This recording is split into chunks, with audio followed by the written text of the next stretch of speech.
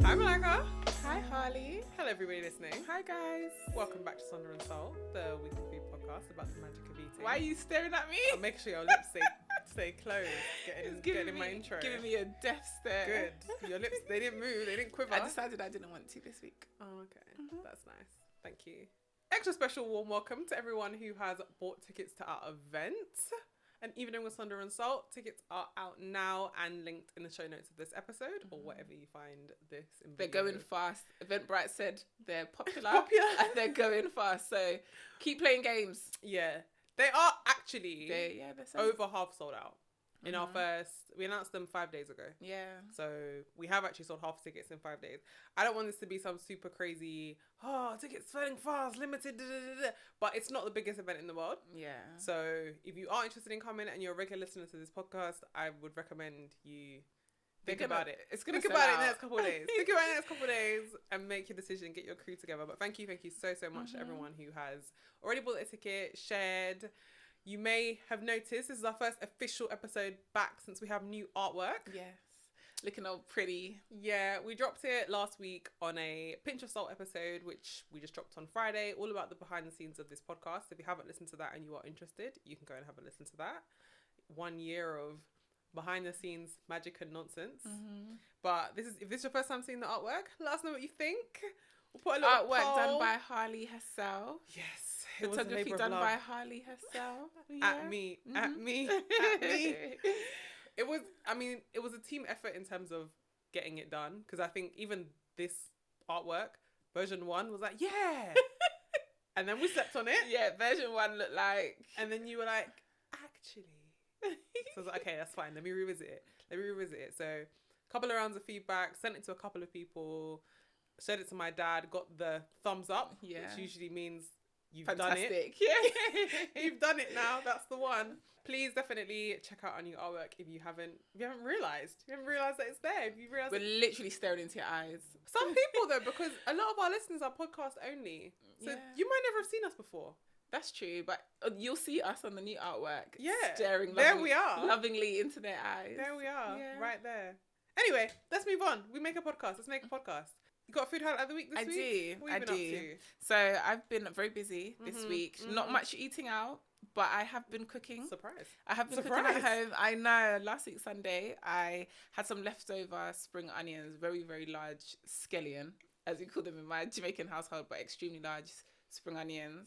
And I didn't want them to go to waste. And I remembered when I had gone to an Asian restaurant, I think it was like focused on cuisine from Singapore. But in China, they have this ginger scallion sauce. And it's basically loads of spring onions chopped up, fresh ginger. It's not traditional to put garlic, but some people do. And I had garlic that my dad grew in his garden. So you kind of fry that in a light oil. I use sunflower oil. And then you can add in a bit of sesame oil, salt. And somebody on my Instagram recommended adding a little bit of like soy sauce as well. Really nice. They tend to pair it So with... is it chili oil? Is it oil, not a... You blend it? It's like a sauce. No, because you chop the spring onions really, really fine. You're supposed to. I didn't. I was in a rush, but it's supposed to be. Everything is supposed to be super fine. Right. And you pair it typically with Hainanese chicken, which is the poached chicken. Poached chicken. Yeah. So I made a jar of that. This is from that restaurant that you went to on a girls' night. Yeah. You spoke about but it. I've had it before also at Three Brothers in South London. I think they've got 2 locations, but I go to the one in Brixton Village, and you can get Hainan chicken there. And it's poached chicken, and it comes with the ginger scallion sauce, and it comes with like chili sauce and rice. Yeah, you spoke about it on Food Love Languages because it was a Valentine's Day experience. Yes, it was. Yeah, and I really like it. Look at me listening to you. I know. So I made a jar of that. I also made sorbet at home for the first time. What? My brother bought me a ice cream maker for my birthday. So I had some frozen mangoes and strawberries in the freezer. I thought I'm going to trial it with that. Never going to hear the end of this, are we? I've got so many ideas. I didn't follow the instructions to their... No. Surprise! No. I read the instructions, but I decided that I knew better. And it did say that you have to make sure the ingredients are cool before you attempt to make it. Otherwise, it's just going to take an extremely long time to set. Right. I ran that thing for 60 minutes and it was not setting, and it's because the ingredients were still kind of warm, so it basically just spent 60 minutes cooling down. I had to take it out, freezing. put it into the fridge, and then come back later on in the evening and do it. I followed the recipe loosely, and I think I added a little bit too much sugar. Because the consistency wasn't given what I wanted it to give. Okay. But really interesting first try. Okay. Loved it. We'll be making more. And the last thing I did is make some iced tea. I found a Oh. box of Fortnum and Mason loose leaf tea I've at got home. Fortnum tea. I got this for my birthday. Yeah, it was an Indian and Chinese mix, and it's got a floral and orange undertones, and it kind of looks like the jar you're showing me, or the like tin. This one, I think this one's empty now, but I love Fortnum tea. It was really nice. Made some of that, and then I had this peach syrup, Tesseri. I don't know how to pronounce it. It's a French brand, but they do a load of like syrups. You can get grenadine, you can get peach flavor, all sorts. I bought back a peach one from Paris, so I made a honey peach iced tea at home, and it was really, really lovely. Nope, there's none for you. Nope. I was gonna say so you made 3 things and you turned up here with what? I ate them before I got here. When we first started this podcast, I should have said this on the What? recap. Malaka promised me that she was gonna be bringing crates of sparkling water. Don't you remember? You were like, yeah, I'll bring sparkling water. Anyway, I'm just throwing that out there. No. My food highlight. Right, wait, I can, because I'm actually supposed to go to Costco shortly. So I will get a box of Sanpal and I'll bring it with me next time. Okay. As long as I've got the car. Okay. Because bad bees drink sparkling water. Facts. My food highlight of the week is the return of Cook Daily, which is a vegan restaurant that used to be in a few locations, but I originally started eating there in 2016, maybe 2016, Box Park, Shoreditch, and they had a unit in there, and I loved it, and I put my dad onto it. I don't even know if he was vegan at the time, but he's been vegan at certain points. My uncle was eating there, my cousins were eating, everyone was eating there. But the guy that runs it's banging like that. I never tasted it, but I did used to see a lot of buzz about it. So they have about 12 things on the menu. So the guy that runs it and his wife, they've got loads of like mainly Asian inspired things on the menus. They have like a katsu dish, they have a pad thai, they have this thing called a yoga fire, hard bowl. I can't remember all the descriptions because honestly I've been eating the pad thai since 2016. It's banging like that? Yeah. I've had a few other things. My dad's forced me to eat some of the other dishes when I've not been well. Like he made me, have a yoga fire today because it's really spicy. Some of them are wet dishes, dry dishes that come with rice or noodles. And as I was eating the pad thai, I thought to myself, I think this is gluten free. Because it's rice noodles? Yeah. Are they using soy or tamari?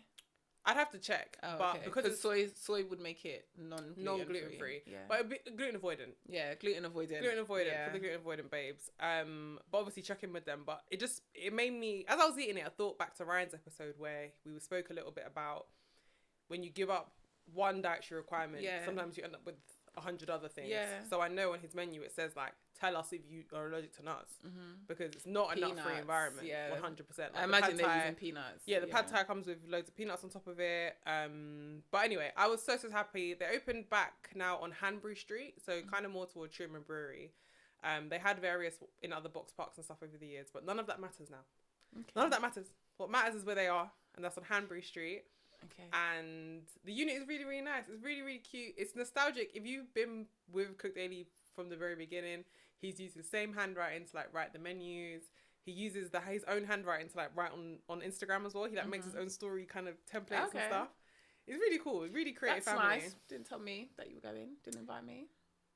You were at work. Maybe I was. Maybe I wasn't. That's not the point. Well, you didn't bring nothing, so don't start. Anyway, one thing I will say, yeah. The thing that I really, really love about the pad thai there, or just I thought you were going to say something bad. No. Okay. I only have good things to say about Cook Daily. They put me onto, way back in time, the puffed tofu.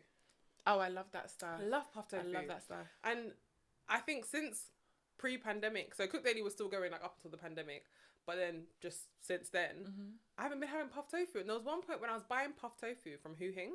So puffed tofu is just deep fried tofu. Yeah. But when it hits the oil, obviously at a high temperature, it puffs up. I love the texture of it. And it turns into a little kind of sponge. I don't want to say sponge because it is kind of spongy. Yeah, people compare tofu to sponge. Puffed tofu is more aerated. But anyway, you can buy it pre-puffed in like the fridge section of Hu Hing or like any Asian supermarket. I just stopped.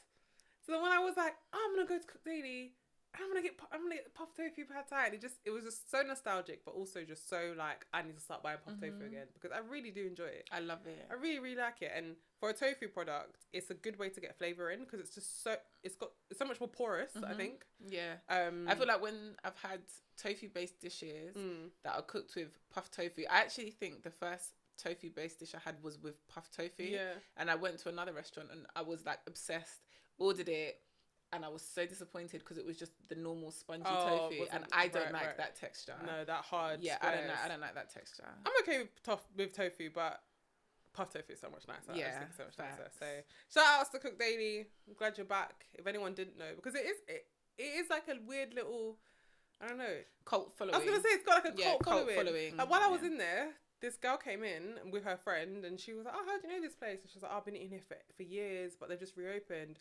And then she was like, "I always get this." And she's like, "Oh, what is it? Not a new menu?" She said, "Yeah, but like I've been here 4 times since they opened." Oh, okay. So obviously just bringing her friends through, like person by person. But yeah, glad that you're back, Cook Daily. So on to today's topic. Yeah. Following from last week, which was an episode about food hygiene at home. A deep dive. It was a very long episode for us. It was. And we still skipped a couple things. Yeah, we did. We have a little, I don't know if you saved it to a highlight. We can probably go back and add it. We basically, in our notes, we just skipped over the cleaning cloth conversation. But Malika posted it on Instagram. So if you want to listen to that. I'll save it as a highlight. Yeah, we'll highlight it on our feed. But today, we're going to pick up and we're going to continue talking about food hygiene outside of our homes. There have been a few articles lately, but there's always someone. There's always someone getting their name dragged through the mud online or in the media for their food hygiene in restaurants. Yeah. The most recent one that got the people going. It's like a few months ago now, wasn't it? This was in June. Yeah, literally. We've had it on our list to talk about for a little while, but it caught my attention, and it always catches your attention when you've been there. Yeah. Because I've been there. Or suddenly you fall to your knees. And I think you sent it to me like, yeah. oh my God, lol. Talked Because, about it. right, so the headline is, London Caribbean restaurant slapped with 1 food hygiene score after mice poo found under fridge. Dun, dun, dun. So I think you sent it to me because we're always talking about Caribbean restaurants and whatever. Yeah. So you sent it to me like, oh my God, our people. And I was like, hang on a second. I went there not long ago. This is not a secret. We're not targeting them specifically, but this is about Rum Kitchen. It was in the news. It was in the news. It was about Rum Kitchen in Shoreditch. And the score was actually achieved in April of 2023. I absolutely for sure was there in February. Absolutely. Really? I even have pictures. I had the blue cocktail. Absolutely. However, Yeah. I didn't eat there. Okay. Went there for drinks. They have like a happy hour thing, whatever. But was it good? Was your experience good? Right. No. Next. You know what it is? What? Those kind of establishments and the kind of cocktails they do, to me, they're very reminiscent of like a all-inclusive hotel in the Caribbean. They're cheap and they're crap. It's not that they're cheap and they're crap, but they're blue. And they're Blue Lagoon. Blue Lagoon. Yeah. And everything's got a bit of ray in it. And I don't really need that. And like just, the cocktail was nice. They got something ting and something. Okay. But It's not craft cocktail. I prefer a bit of innovation. Yeah, it's not craft cocktail. I prefer a little botanical liqueur. A little home brewed. A craft cocktail? Yeah. Yeah. I like a mixologist who wears a ring. Yeah. Do you know what I mean? Yeah, I love a craft cocktail. Yeah, it wasn't giving that. Anyway. But from where I was sitting, was it dirty? If you can see Harley's face right now, she's having like a Matt So Raven moment where she's So, okay. upon reflection, so I've been reflecting on this before you came. I just didn't want to give away the game. Right. I remember thinking the toilets were disgusting because I was wearing flared jeans. And I went to the toilets. were they swiping the bottom of the floor? Yes, they did. The worst. But what it is, the toilet was in the basement and you walk past a few staff-only doors and then you kind of turn and you're in a open toilet. Like, as in, it's got a long sink in the middle. You know the kind of sink where everyone shares the sink and it's got individual taps, but it's one long sink. And just generally the toilets were like women and men's, like just one toilet. So, non-gendered toilet, basically. But the floor was wet, like it wasn't kept on top of. There was a lot going on. But I went there when we were leaving. And I remember, I think I went back upstairs and I said to my friend, like, oh, toilets were disgusting. I'm glad I saw that now. Okay, so there were signs. But By the time I saw the, do you know what I mean? Yeah, it By was the time I too saw the late. signs, it was too late, and I haven't been Gut back Bayern since. was already in the bin. No joking. I haven't been back since. But anyway, back to this article. Yeah. So they received this rating. Rum Kitchen in Shoreditch scored just 1 out of 5 following a visit from the Food Standards Agency inspectors on April 27th, 2023. It is unclear from this article whether or not that something happened as to why Food Standards decided to pop up. Okay, because they can pull up. They can just pull and up. sometimes people can report it and Exactly. then they come and inspect. And then they can come and inspect it. So inspectors found a number of issues, including mice droppings under storage, in the boiler room and underneath one of the fridges. The mice infestation was so bad that some had been caught in traps within the last 24 hours at the time of inspection. During the visit, inspectors discovered a buildup of dirt and debris. This is in quotations, dirt and debris, in the storage area, and the shelf life of food items had been incorrectly labelled by staff. Terrible. They also said that the venue should arrange an urgent visit from the pest controller following reports of mice that had been caught recently, and inspectors went on to say in the report to ensure that staff are trained to conduct internal pest checks.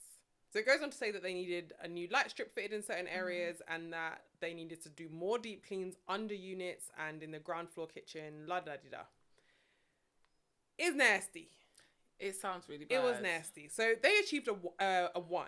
I feel like a lot of places will score 3 from like not executing practices in full or properly. So to get a 1, Yeah.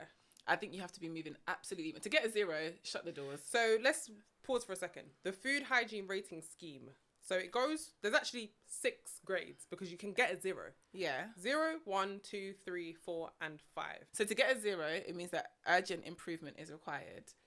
To get a 1, major improvement is necessary. To get a 2, some improvement is necessary. 3, hygiene standards are generally satisfactory. And if you listen to the episode that we did last week where we rated our home kitchens, we had both kind of said on our worst day, we would probably get a 3. So it's not bad, but you're just not doing everything that you should do or doing it well. Yep. 4, hygiene standards are good. And 5, hygiene standards are very good. Yeah. So for them to get a 1, it means that they were at major improvement is necessary. But they didn't get a 0, which is that urgent. It sounds like a 0 to me. They would probably be having to have mice droppings like on the pass or something. Yeah, that's true. To get a 0. Like I reckon that the food that is literally going out is crazy. It does sound like it's their facilities that were really letting them down, but also the fact that they had like they were aware to a degree because they had mouse traps. Yeah. Do you know what I mean? And they were actively trying to catch them in the previous 24 hours. So I guess if they had done nothing, it would have been a 0. It would have been a 0. Yeah. But it sounds like it wasn't. And they're labeling. So from what you said, they're labeling food, but it's incorrect. So to get a 0, there is probably no procedures in place whatsoever. To get a 1, you might be doing certain things, but you're probably not doing it correctly at all. Like you're mislabeling products. You've probably put yesterday's date, but that food is clearly 3 days old. I think, to get a 0, in my head, it would be proper Gordon Ramsay kitchen nightmares. Do you know what I mean? Yeah, like some of them kitchens that is gone frozen food from 1999. Oh, it's none. Things are molding. Yeah. This is the original the sourdough chicken starter. Stinks. Yeah. Or there's other issues, like there are cats in the premises. Yeah. Like, speaking of which, I went to my local Chinese restaurant the other day, and a stray cat. A stray cat walked in off the road and attempted to make its way to the kitchen. And they're good there, I think. I'm gonna check them out. But the way they panicked, was a positive sign for me because it wasn't their cat. It was a stray cat, but that cat went straight into the kitchen, and they were like shooing it out, trying to get it out as soon as possible because that would have been a hot mess. Well, I've seen, I couldn't tell you the restaurants now, but probably if you typed in kitchen nightmares on YouTube and then put cat in the kitchen, I've seen where one of the guys has been like, oh, the cat comes around, but the cat helps us not get the mouse. Oh gosh. Do you know what I mean? Yeah. Oh, your deterrent for a mouse cannot be a cat. This is your home kitchen that you're running basically at this stage. Not even that. When you do stuff like that. There's videos of people. Their cats are like all over the counters and impossible. Crazy. Impossible. Anyway, rewind for a second. So what the rating covers. So we just discussed what the rating actually means, but what the rating covers and what it doesn't cover. I think that's important because it's not. This isn't it saying that it's a 5-star restaurant. or it's not a Yeah, 4-star that's a restaurant. good point. This is the food hygiene rating only. So this includes the handling of the food, how the food is stored, how food is prepared, the cleanliness of facilities, and how the food safety is managed. So to your point, yes, they are labeling the food, they're just not doing it right. Yeah. So they are attempting to prepare, store, and manage the food. They're aware of what the things that they should be doing. Doing. They're not doing it properly.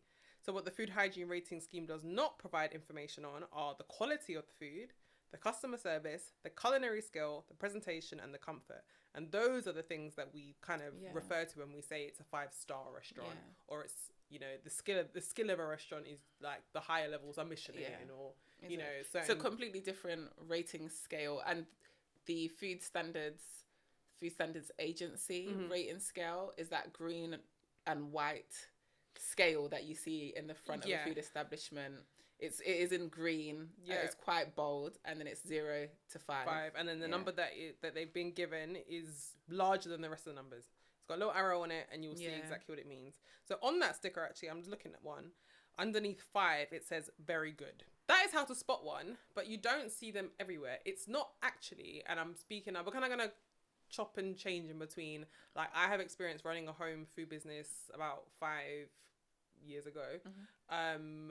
And I just know from that experience, you don't have to show you don't your hygiene rating. It's supposed to incentivize people to come in and trust you when you show it. So 9 times out of 10, if someone's got 1 up, it's a 5.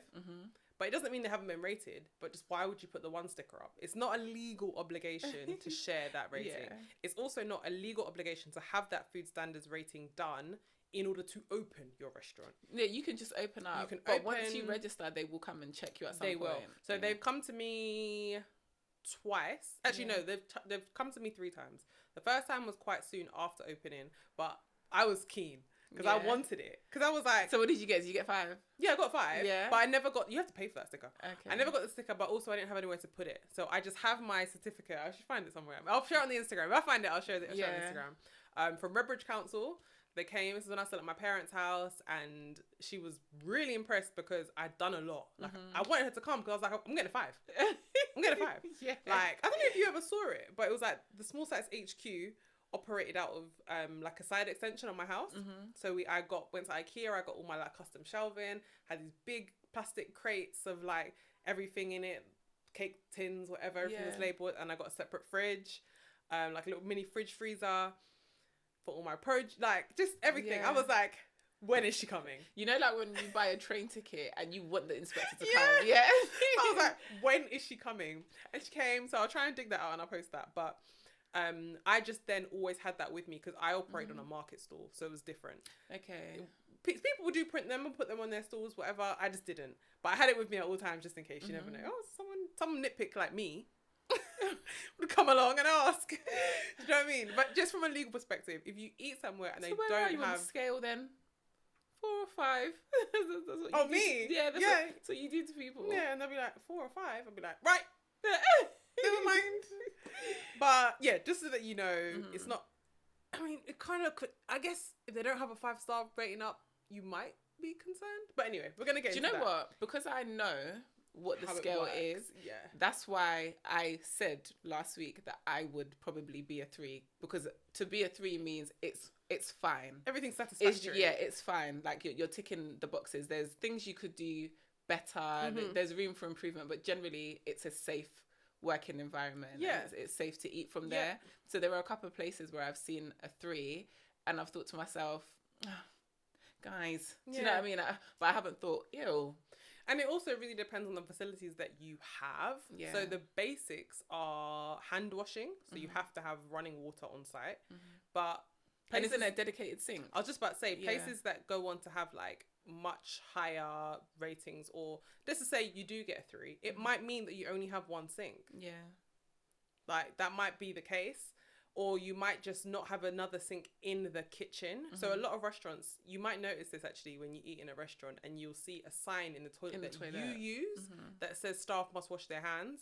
That is probably the staff washing like just generally they are using the bathrooms to wash their hands, but they cook in the kitchen, like on the same corridor when you go to the toilet, and then the kitchen is the next door, whatever. Same at home. I had a toilet sink downstairs, kitchen sink was right there. So I had 2 sinks. I have to read the notes actually, because they give you notes and stuff, what she kind of picked up on, but I was aware of that. I was very much like, I don't have to go upstairs of my home to wash my hands should anything happen. So that the distance you have to travel is behind a door. Okay. Literally behind one door. But just little things like that. Yeah. A 3 is not the end of the world. These are the kind of differences between the business ratings and things that you may or may not have if you're running like a food truck. Okay. Or like, it might be impossible to get a 5 in certain situations. It's not the end of the world, we're trying to say. We're not trying to throw mud on any restaurant's name other than Rum Kitchen. For now, anyway. Okay. Maybe we're about to throw some people under the bus.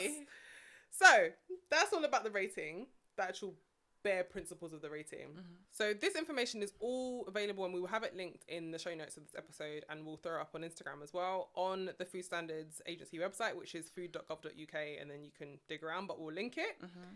It also has another little handy feature that Malaka found for us. Yes. So they have they have the functionality to go in there and search any restaurant across the UK, I believe. It's all across the UK. Yeah. You can search by borough, or you can just search across the entire database, put in the restaurant name, and if you want to be more specific, you can put in the postcode or the street name, and it will pull up the restaurant, their last inspection date, and also what they were rated. So me and Harley picked just a couple, because we don't want to get too carried away, but just a couple faves or places that we like to eat. Couple screamers in there, and a couple people that it's probably bad of me. I was almost like, oh wow, 5. Yeah. Well done, guys. 5 rating. Very Temper. Good. Harley was talking about Temper recently. She loves Temper. It might have even been a food highlight of the week. Yeah. At one point. What are they saying? They got a 1. You're like Temper City. There's a few locations. Can you make sure which location? Should I check? Yeah, okay. Temper City. So the Temper in East Central. That's the one. EC1? Yeah, EC2R. That's the one? Yeah, EC2R. Is that the one? Angel Court. Yeah, I'm looking at it right now myself. Temper, Angel Court. Yeah, and they got called out for hygienic food handling, improvement necessary, cleanliness and condition of facilities, and the management of food safety. So this is systems or checks in place to ensure that food sold or served is safe to eat. Evidence that staff know about food safety, and the food safety officer has confidence that standards will be maintained in the future. Major improvement necessary. So if you actually click onto the business, you can see why they scored what they scored. Okay, I'm gonna be honest. Yeah, I'm gonna be honest. All of your reflections are killing me, because you still stayed. No. This was not bad. Okay, this is not bad about the facilities. I had nothing bad to say about the facilities, but from what you just read, I will say that the staff are not the bright sparks. Okay, because I remember just the service. I've been there twice, but both this year, I think. I remember the service just being like, so you don't have a recommendation. Like, you wouldn't have anything to recommend. Oh, does this have so-and-so in it? Oh, I'm going to have to check with the chef. Like, I remember that being the experience. But in terms of the kitchen, it's like a smokehouse as well. Like, I'm pretty sure I recommended it to you. I'm pretty sure I spoke about it on the barbecue episode. I think maybe you did. You spoke about the service. And I guess that's probably reflected in when they had the inspection, what they were able to speak to. I'm upset. Well, but I will say, they've got more than one location, and that was the only one that scored so poorly. But I don't think that has anything to do with it, because having been there, I would say if you were like, oh, it's their one location and it's like at Curb, King's Cross Market, I'd be like, oh, okay, it's a difficult place. Like, this is not a difficult place. You're in the middle of bank. It's probably reflective of it's reflective of them. Of the like, staff, It's not like, it's not I want to be that guy, but it seems to be that location specific. Damn, okay, well, I pulled up a couple, let's go back and forth. Okay. Go one for one. I pulled up a couple that we've been to together. So, one of your faves, Riding House Cafe. Wait, because I don't want to be disappointed. All right, go on, I'm ready. 5. Of course. Very good. And do you know what? I've got to say, I love Riding House Cafe. They've got a good mixture of different ethnicities in the kitchen. Yeah. Love that. See a couple black chef. So I'm very happy, very proud. I like the bar staff. The bar staff are lovely. We got kicked. Well, we didn't get kicked. We got moved to the bar because we had been there a bloody long time. Yeah. So they needed our table back. So we got moved to the bar, and even then the bar staff was very much like, they're hey, so welcome. engaged and friendly. Yeah, like, hey, welcome. The service at Riding House, I always have a good time. Yeah. I really like it. So I'm happy about that. 5 rating. Well done, guys. Well done. Yeah. I checked out Duck and Waffle. We went to Duck and Waffle recently. Yeah. Why are you looking concerned? Because it was my birthday, so what are you going to say? They got 5. And I think, for the most part, in a lot of these high-profile kitchens, because of the negative stigma of a poor rating, and you don't know who they've got invested in the business, they tend to not play about with this kind of stuff. And franchises. So it's not just expensive places, but also franchises. We looked up generally McDonald's, and it's pretty much fine. For the most part, yeah. Generally, I just typed in Nando's with no specific postcode, and they were all giving me 5s. Yeah. I feel like all of this needs to be taken with a pinch of salt because it really does depend on the day. On the day, facts. Like, which is the information we gave. On our worst day would be a 3. On our best day would be a 5. Yeah. Like, if I was to, because I know what is required. If I was to follow everything, especially if I'm having a party, I'm more inclined to do everything to the book. Exactly. It's not food for sale, but it is food for general consumption. Yeah. So I'm more conscious of what I'm doing and how I'm storing the food. Yeah. But like you said, the thing is, that's why when you're operating a business, if you are going to operate a business, it is a level of responsibility and accountability that not everybody is ready for, because it does depend on the day. But unfortunately, knowing that it could happen at any time, and they can pop up on you, every day is the day, and that's how you have to operate. 100%. So I would say, just reading from my notes again that I referred to in the last episode from when I did my level 2, one thing that you have to do is keep records. The legal requirement is to do a risk assessment and measure your critical control points in your HACCP document thing. So that's up to you. If you do your risk assessment and you decide that the toilets are not a risk and you want to check them once a day, and then the day that food hygiene turns up, they realize that you should be checking a bit more. That's on you. Do you know what I mean? So if you keep records, the whole point of keeping records is to document what you do. Not to document what you don't do. So if they turn up and they want to know why things look like that, and they look at your records, there's math there. The girl math says it's because you don't do it. Okay. It's because you don't clean. It's because your cleaning the frequency of your cleaning is not twice enough. a week. Yeah. So that is part of staying ready, so you don't have to get ready for that one day when they do turn up and give you a 2 by accident. Exactly. Because you can put it all together the next day, but they don't have to come back. No, it is the day that they are there. When they're ready to do the inspection, they're ready to go. They don't want to hear excuses. They don't want to hear... They don't care that you're not ready, because as far as they're concerned, if you're doing what you're supposed to do, this won't be a shock to you, nor will you be unprepared. And also, I think from what I remember, because I remember asking her, like, if you're just going to turn up, like, this is my home, like...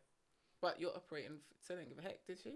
No. So they gave me, like, 48 hours notice. Yeah. I think initially they give you the week. They'll be like, oh, we're probably going to visit towards the end of the month. I'm pretty sure that's what she said. And then I think 2 days before I got an email that was like 9 a.m. or something like that. Which for me, I was lucky because when they came, I actually wasn't in operation. I wasn't cooking and cleaning, etc. But I'm trying to remember from when I asked her, basically, if you guys pop up again, but I'm not even here, and my mum's, this is the living room, this is just the house, what happens? And she was like, oh no, we don't have to come in, like, you don't have to let us in. Okay. So, but again, it's in your best interest. Yeah. Because what you don't want is the Metro then writing, Rum Kitchen refuse food hygiene inspection for 6 months. Yeah. And finally, when they got in, there was one. Yeah.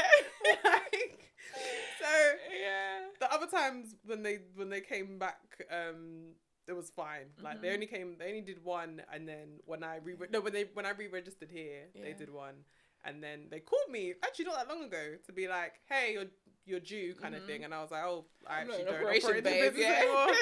Sorry. So they completely unregistered me. Oh, okay. So in order for them as a local authority to keep me registered, they had to do inspections. So I was like, you can deregister me, it's fine. If there's a good movie, if you ever want to see like kind of an enactment of what that can look like, this process can look like, it's called Boiling Point. I don't know if you watched it. I'm not sure. It's not live action. I don't know what they call it, but it's almost like in real time type of feel movie. and it's a movie about like the restaurant experience.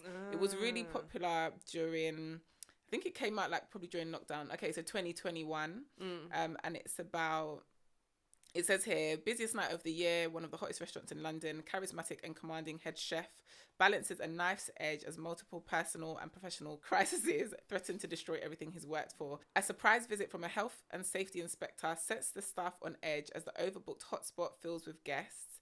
And so, yeah, it's really good. I liked it.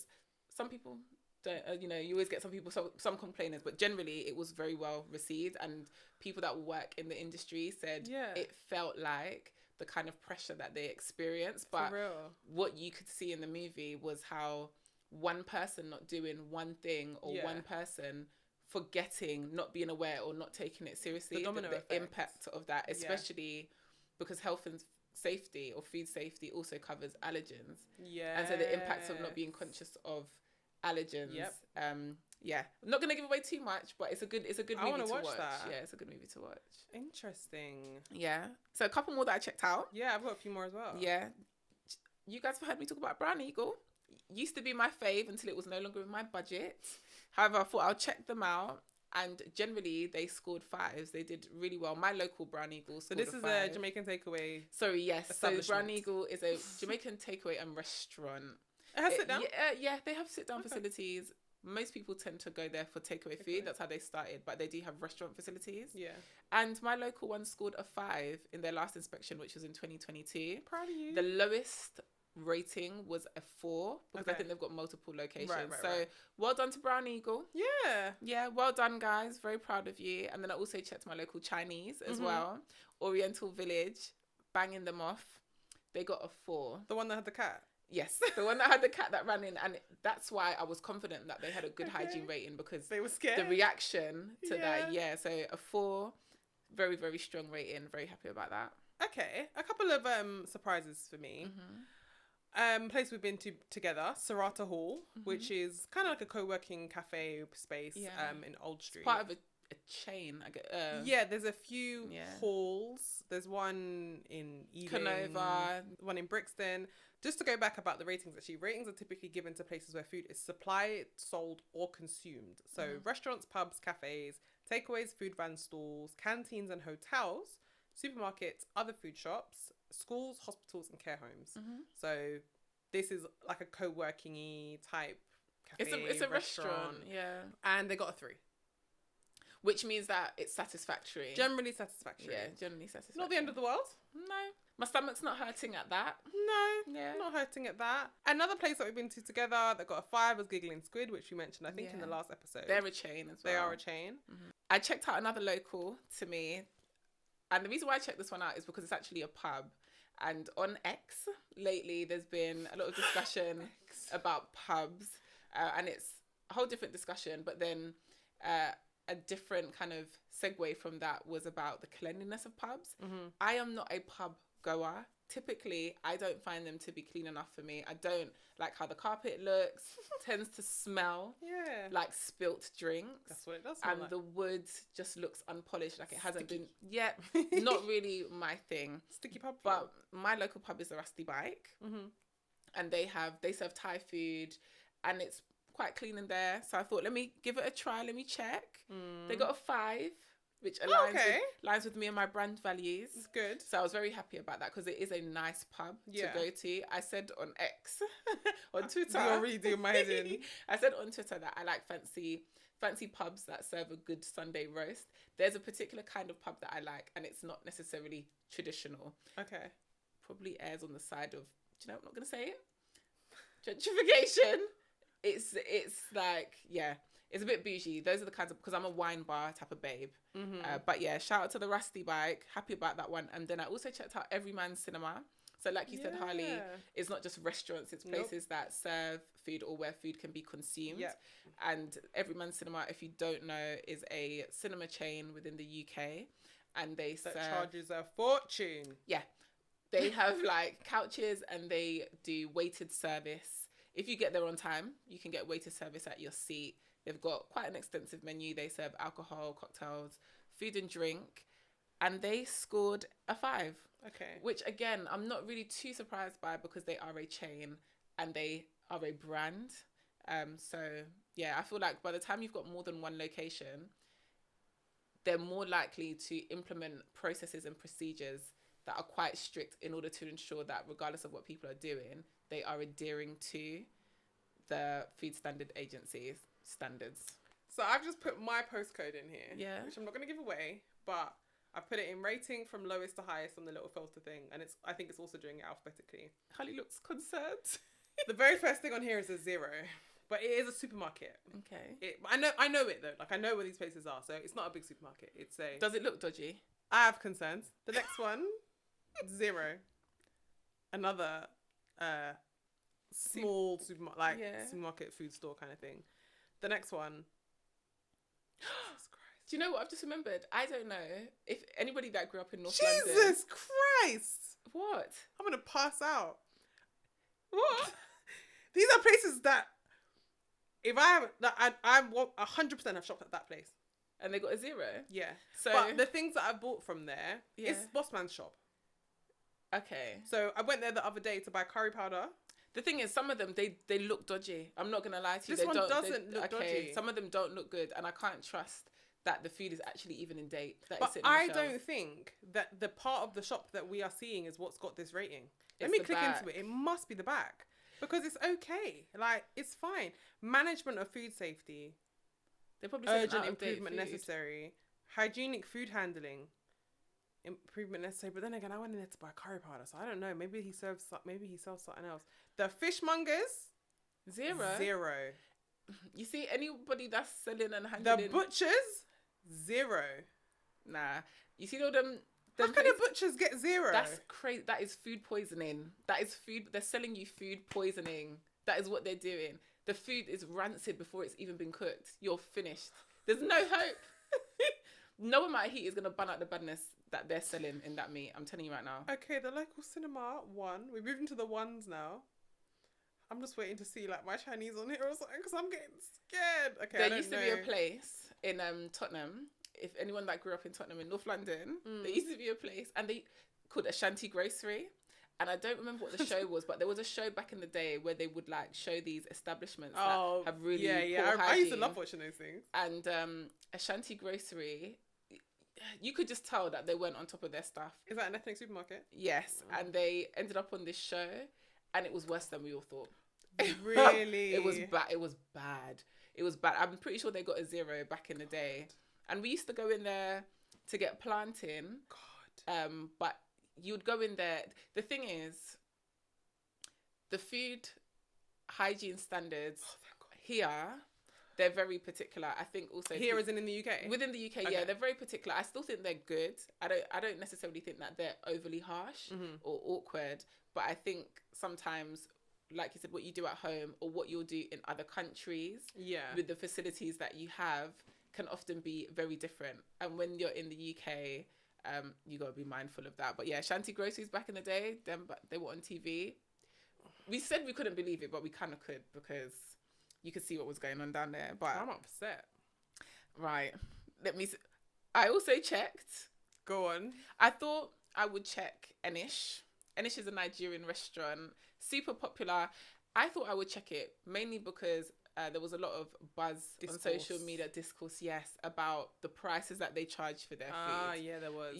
And so I thought, okay, a bit of a peek. Yeah. I had a bit of a look. In fact, hold on, stick a pin because I need to check my butchers. My local butchers, Eddie's Meat Market in Edmonton. I've been shouting up and down about them. If this comes back with anything less than a 5, I'm going to shout. Seriously. Eddie's Meat Market, 5. Oh my God. Yes, that's all I need to. 5. And the thing is, for me, like you said, the rating is not about like the quality of the food, or the service, or the expertise. It's the cleanliness, the hygiene, for me, the handling, the dates. All of these things are kind of they all go hand in hand. Yeah, it all goes hand in hand. In all fairness, like what we just said, depending on your day, like I'm very surprised that the shop that I went into very recently, because the shop is not old, The stuff is new, and they don't have a lot. Yeah. There's only like 4 of every item on the shelves. The shelves are packed out because they've got a lot of range. Yeah. But they don't have a lot of every product. You know, you walk in some shops and you can tell that the Raja has got That's the old branding. The old brand, yeah. Like, when you go somewhere, you the say tropical this, sun that is branding ain't looking- been around that brand- for a year. So what's really going on? What's really going on here? It wasn't like that. So I'm just really, really surprised that that store got such a low rating. But now I'm wondering, because it's also the people. It's also like, are your hands clean? Yeah. Like, it's about food handling. So if you're standing there, I don't know, freshly in from a cigarette break or smoking cigarettes and dealing with stuff at the same time, like, no, I've got so many questions. I'm going down there after this. Eddie's Meat Market, shout out to you. Shout out to you. Because... So what's Enish saying? So Is it checked shout out to Enish. or what? Right. How many restaurants do they have? They have a And few, they've right? got a few, yeah, quite popular. And they have, I think they've actually got 10 is what came up. Oh no, have they got 15 locations? Wow, 15 locations. I'd be very surprised. Anyway, the lowest score that I found for any one of their locations was a 3, generally satisfactory. They have scored 5 in some of them, but the average I would say came in at about a 4. So for the most part, so we know there's not 15 Enishes. It's the letters are pulling in other locations. Okay, but okay. across the Enish locations, they are scoring about, let's say, a 3.5. Okay. So they're adhering, they're doing well. And I think that's, I think it's important. Not to say that it justifies the price point, but it's Yeah. good to know that you guys are charging what you're charging, but it's not just about delivering food that people believe tastes good. It's also making sure it's being done in a healthy and clean environment. Okay, so then there are 2 Caribbean restaurants, establishments that I've eaten over the years. One that I practically grew up eating on, which is Calabash. There's one in Ilford and there's one in Stratford. Both 5s. Thank you, Father. Yeah. And then there's the one that's actually, it's not that close, but it's the one my parents, their house. It was our local place when I lived at home, which is One Love, in Chadwell Heath, and it's a 4. Okay. For me, I'll say it again, 3 and above, I am relatively comfortable. Okay, with. good, because the fish and chip shop across the road has a 3. Right. Right. The one that you've been munching off. There's a pain in my stomach all of a sudden. No, I think There's a 3. 3 means that you've got processes and procedures in place. Yeah. I think where people tend to typically fall down, where you see the discrepancy between global brands and like franchises or restaurants with more than one location, is that you don't have staff training processes in place. Because I can honestly tell Yeah. you, it's my fish and chip shop across the road from my house. I've been Yeah. in there many, many times. I can see why there could have been a bad day. Yeah. But I can also see why, based on what I'm experiencing, I'm happy to go back there again Yeah. and again and again and Yeah. again and again. Yeah. There was a bagel shop that I went to very recently. I'm never going back there again. I Where? don't Where care was it? what the food hygiene rating says. It's up the road. Oh, okay. I'll tell you about it off air. Yeah. It's a franchise now. I've been seeing them popping up in a few places, but I think because it's franchised, every owner is obviously different. Well, some franchisees own a few, but I don't think so. The woman used the same hand to make the bagel, to answer the phone, to touch the Cash register. the card reader Yeah. thing. Just various things. I was just watching her hand go from place to place to place Yeah. to place, and I was just like, and that's £5, please. And I was just like, this could be my very last meal. Got bios, got in the bin. So for me, the biggest takeaway is that a lot of these big establishments, they have food safety as part of their processes and procedures, especially in like staff training and onboarding. Yeah. You cannot start your job Yeah. until you have a good understanding and you can demonstrate that you have a good understanding of what the food hygiene standards actually are, what that means for you within your role as an individual and what your responsibilities are and how you can impact that standard. I will say one thing. When I used to work, I was a John Lewis partner. Yeah. You were a waitress partner, I believe? I was. Well, not actually. John Lewis Partners Dining Room. Oh, yeah. What in are the these? PDR. Yeah. So the PDR literally is the workers' side of the cafeteria. Yeah. But there were days when we had to close the cafe like to the consumers because there could have been 100, 200 partners in that place. But if they did not have enough partners, PDR partners, to run the cafe kitchen, they had to close it. So then what they would do is prioritize the PDR side. So they would close the consumer side or just have like ready to eat goods for sale. Because like what you're saying, it's baked into their procedure and process. It's policy. It's policy Yeah. that you need to have a KP, this person, that person. And if there are too many people sick on one given day, the domino will fall. Yeah, there's definitely places like that. And even reflecting on my time in the partner's dining room, much of my training was so wait, you worked in the PDR? I worked in the PDR, yeah. When I was doing my master's, it was my little part-time job. I worked on the weekends, Saturdays and Sundays. I had to be there early. And part of your training and onboarding, you have to do stuff online, or you just kind of do it in your first couple of days.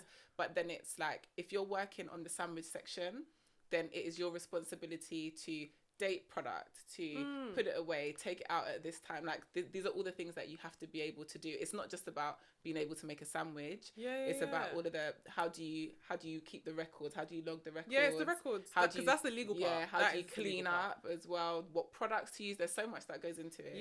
Yeah. That's crazy. I didn't know you're a PDR, babe. I think I spoke about it before when I was having extra large lunches, and I was like, and I would like try stuff and like food. In toxic diet culture episode, probably because they are so they're so strict on the food hygiene standards. When you've had like a cake, for example, it can only be consumed within 2 days. So you date it when you take it out of the fridge and you take it out of the packaging. And then once it hits its kind of like use by date period, you have to throw it away. It doesn't matter how much is there. It doesn't matter what you think about it. It's got to go. At that point, some of us would make the decision that it's still fit to eat, and we would just have it with our lunch. But you couldn't sell it to the public anymore. This is now at your you're not encouraged to do it, because actually the legal implications of that for the business. Risky. You're giving me all kinds of flashbacks. So I remember the first time I went to my wholesalers for my business. Booker was the wholesalers I used to go to. And I went in there to buy ingredients and cleaning products. But then it just opened my eyes to like all the other ways in which things can be done. So in terms of like, there is an aisle for labels. So there's an aisle for, do you want like Monday, Tuesday, Wednesday, Thursday, Friday labels?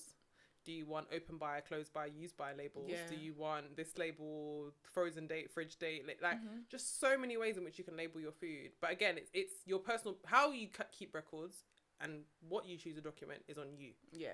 You have to document it. That's it. Like that's the legal part. Whether or not someone even checks it is not a legal part. They don't have to come. But it just opened my eyes to how many ways that you can label food and keep stuff safe, or how easily it can be unsafe, because there are things just in that process, which was what 6 years ago I wouldn't have crossed my mind. It has to be part of your ways of working ultimately. So when you are opening up the kitchen, there's things that you should just do, and once it becomes daily routine, it's highly unlikely that you're ever going to score less than a 3. Because you're doing these things as rule of thumb, daily practice. But if you're not concerned about these things because you think, well, it only matters when they come round. Big yaks. I feel like we covered quite a lot in this episode, especially following on from the hygiene notes we made last episode. Last week's poll on Spotify, if you guys are not answering the poll, there's always a poll in the episode, so swipe down on the actual episode and you'll find it. Was what food hygiene rating would your home kitchen receive? 20% of respondents said 5 stars, top marks. Sure, cool. Okay. 4 stars, I'm not perfect, got 40%. 3 stars, I'm honest, got 40%. That's where we were sitting. 3 to 4. This week, I'm gonna ask, where are you comfortable eating? Where's the line? Where is the line? Where's the line? And not necessarily just eating, but buying, because now that you know, I expect everyone is probably on their phones, on their desks. I know if you listen to that work, Googling the supermarkets that they buy food from. I can't lie to you. The information is out there. Because you just flew straight to Eddie's. No, because I need to know. I need anyone to know. Out there, the thing is that it is clean in there. I had high expectations, but I need to know. If you go on there right now and you see 0 for your local butchers that you go to every single Sunday, you're going to stop. Wrap it up. Just stop going there. But are you? It's risky. I would advise you, highly advise you to stop, because it's before risky. Malika gets in your brain, answer the poll. Would you really stop going there? If everything's been fine for you, would you stop going there? Where we are drawing the line, just to say before everyone goes checking or digging, Roundhouse Camden has a 5 food hygiene rating, Yeah. which is where we're having our event on the 5th of October. So if you haven't grabbed tickets, go and grab tickets now. They are linked in the show notes of this episode, in our bios, on our X, every single place. So yeah. For So anyone tries to the throw us food under that the will be bus, served on the day, it will be safe. The drinks that you'll be consuming, it are will be safe. Food Yeah. handled there is up to standard, up to scratch. And Yeah. actually, I went there this week to sample some of the food. So the food is actually going to be provided by Little Bow Boy, which is a pop-up, which is a residency at Roundhouse Bar and Cafe, which is where our event is. And yeah, banging. I even saw inside the kitchen because they were doing quite a lot. Fantastic. Amazing work.